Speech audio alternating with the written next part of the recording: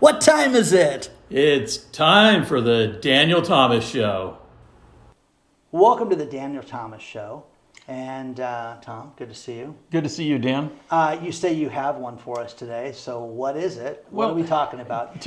We don't, by the way, guys, we don't sit there and say, let's talk about this, let's talk about that. This We is both pull unscripted. things that we bring out to the other guy to get the reaction of the other person. Tom being the insane one and me being the rational, calm one. Or the married guy and the single guy, Okay. if you want to look at it that way. Oh, or the okay. good-looking guy. Exactly. And not so. The guy that needs help. But hey, let's get back to the topic at hand that I found today that I thought was really interesting. I'm reading this article, and there's a married guy having a relationship, and his girlfriend is a high-powered individual, and he says, "You know what? I'm going to leave my wife." And she says, "Well, if you leave your wife, I've got something for you." Oh. The day after he leaves his wife, all of a sudden he gets this huge assignment and makes a ton of money that he has never seen before in his life. Wow. Is that interesting? That's interesting. So Is this somebody in the public eye by chance? well, they weren't in the public eye, but they sure are now. But we go to the wonderful state of Georgia, Dan. Oh. That's right. Okay. Fannie and Friends. Fanny and Fred. Okay. Guys, I don't care what political side you're on. Okay. Tell me more. Okay. Okay. Long story short, we have somebody of power, being Fannie, who is prosecuting an ex-president. And so at this point in time, she needs a key prosecutor to lead the charge. And who does she pick? Her friend, aka her boyfriend, who then leaves his wife. But let's look at his law career. This guy's been an ambulance chaser, and now Personal injury attorney. Personal injury. Never tried a felony. no ever felonies, in his no life. federal ever, cases, ever. nothing. Like that. But so how do you? First and foremost, let's just talk the big picture. How do you even deal with the fact that you've got somebody of power influencing A, a marriage, B, a political activity, and C, these are elected officials. They're scoundrels all the way around, and it's scandalous and it's horrible all the way around. It's terrible. It really is. Now, one thing is that people fall in love with people. People meet people at work. Things like this happen. But I have a feeling there's more to this than you're telling me. Okay.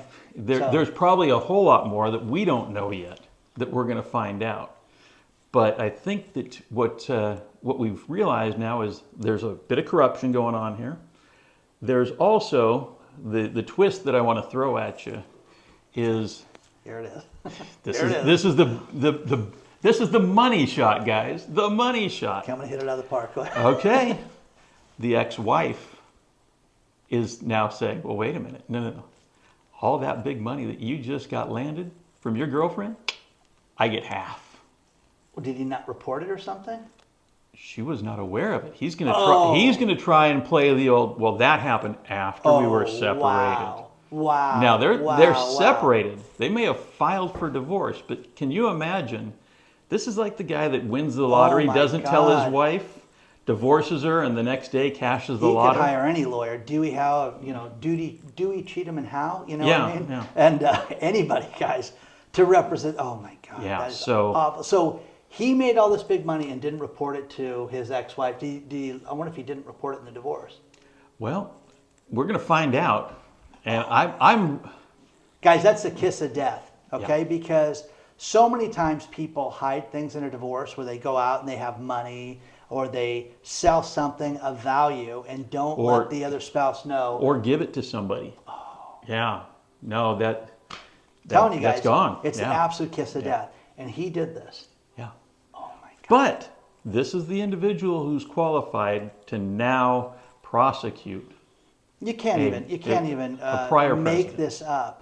And there's been political connections where they've gone and visited the White House, had dinner Correct. with the vice president, and all this stuff. I don't know of any local attorney, a district attorney that is meeting with the White House. Come on, guys, that's ridiculous. But wait a minute, the meetings at the White House, and it is plural, meetings, plural, with the White House. So I'm trying to understand the conflict of interest here, that we've got a sitting Trying president. to understand it, there is the conflict of interest. Again, Yes. my late girlfriend was a law professor, and there's times like this I wish she was alive, because I would call her up and she'd explain it to me. And politically, we're on different sides of the fence. But the thing about her was that she would explain the ethics side of things, and how she would deal with getting people to pass the bar exam. And one part of that were people that had already taken the bar, passed the bar. We had famous people, famous lawyers that you've seen on TV, on CNN and places like that took her course because they got kicked out of being a practicing lawyer. They were disbarred, and now they're past their probationary period of 5 years, 2 years, 1 year, whatever it is, and you have to pass the exam again. And they've got to go through what has to be done, and she would sit there, and the ethics is the big thing, and these people have to do this. This is a job that's based on ethics, because I'm telling you, there is, Stephen Glass was the guy that fabricated stories for different magazines in the late 90s, early 2000s, and this guy, made up internet interviews he did, and all these different public companies, and then wanted to become a California lawyer. And they said, no, you've admitted to fabricating, facts. What's going to make you not fabricate evidence? And when I went to her, I'm like, well, Lisa, doesn't that? She goes, no. This one's so bad because when you look at the movie that Hayden Christensen played in, it shows how bad it was that this guy fabricated everything. But this guy doing this, oh my gosh! I mean, he could get disbarred for that alone. Because they both could be disbarred. They both should be pulled from public office, because ethically, there's just no ethics here whatsoever. Wow. So yeah, that's crazy. Yeah. That is awful. And again, will they get in trouble? Probably not. But oh man. Yeah. So in a divorce, here's the thing, guys. In a divorce, when you get that colonoscopy of your finances, no, you don't understand. I'm broke. They don't care, because you have to divulge everything to prove you're broke. Yeah. So if you're making money like some people do, and then they hide it and stuff like that, oh man, people get in a lot of trouble for this. So this guy, I think he's really doomed. I had no idea he did this. I think there's a lot of people that could be doomed in this, but to your point, will it ever come to fruition at this point in time? So what was the figure that you heard? I heard that his salary for this new position was like $700,000 a year. Wow. So that's a significant. And again, guys, billing the taxpayer, taking advantage of this. Yeah. Now, again, it's a good gig if you can get it. But the idea with this is that then to sit there and act like you're, broke is crazy. That's absolutely nuts. I think for me personally, I look at it and I say, well, wait a minute. She has now given this job to her boyfriend. How many actual law-abiding legal professor or legal entities could have done this job and were qualified? Firms and individuals. And individuals that got passed over for what?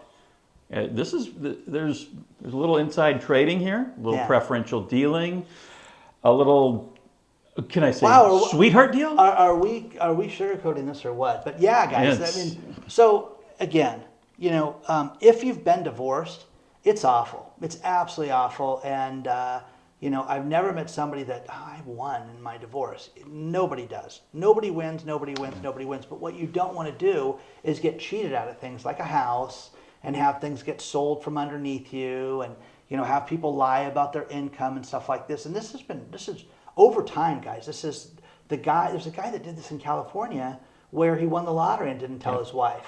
Correct. And then they had to, not only did she got all the money from that because he was deceitful. A woman here in California also did the same thing, where she lied and said she was broke, but she just pressed the issue. And when this guy was down in his luck, when she had millions of dollars, she won during the course of the marriage and didn't cash the ticket in. I'll do it later. She had to give him half the money, and she had to pay back everything he paid, legal fees, everything. So, I mean, look those cases up. Those cases are awesome. They are awesome, but I mean, it just goes to show you're going to get caught sooner or later. And in the case of Fannie and, what is it, John Wade? Yeah. I mean, this is way too public. Yeah. To think that you're going to just get now away with this. I can't wait to read it. No. Well, okay? it's a great read. Let us know, guys, what you guys think about this. And have you ever had somebody lie in your divorce and fabricate things or hide things? And how did they hide them? That's always a good question. If you have been through a divorce, please share with us. How did people try and hide the money? I want to end it with this fun story. Okay, yeah. I studied film. I wrote a screenplay. I got a movie made that Jeff Bridges starred in. And one thing that was funny was I collected DVDs, and I liked the director's cut where they would have the different commentary. And I had hundreds and hundreds of DVDs. There were 2 boxes that were, I think about, you helped carry them. Yes, They were like 4 or 5 feet tall. I mean, they were huge boxes, yeah. full with DVDs. Yeah, somebody didn't know how to pack them, so it was heavy. Anyways, 2 years after my divorce, I decided, you know what, I'm going to start watching those DVDs. And I go to open them. The first one, no DVD. Second one, no DVD. What somebody had done, and it was funny at the time. I was pissed, but I was funny because there were no DVDs in any of the boxes. They we'll give them the cases, but not the DVDs. So there was boxes that were weighted down with weight, so they felt like the DVDs, and they were all empty. So people do unscrupulous things all the time. And you know what? Some of us end up better. Okay? Tell us how you ended up better. Exactly. Tell us how people tried to hide stuff. Did you get a job making $700,000 a year and go on cruises and to Napa and things like that? Well, yeah. I mean, did your sugar mama take care of you like that? Because exactly. There's a gig I would like. Okay, I'm not a lawyer, so that's true. You couldn't be disbarred yet. Yeah, please. Like, subscribe, join our email list. The link is below for the Daniel Thomas Show. And if you want to send us anything, okay? DanielThomasShow@yahoo.com. Please send us your stories. Send us. Oh, we love it. Yeah. DVD clips too. We love those too. Clips. You want to share something? Send it preferably this way and not this way. But send it, guys. We would love. We shoot this way. Yeah, not exactly. That way. Exactly. Oh, sorry. Okay, you guys like the lighting in the background? Yeah. I do. Anyways. We'll see you soon. So what do you think? Was that a great episode? Did you see the last episode? Really? This one? I don't know.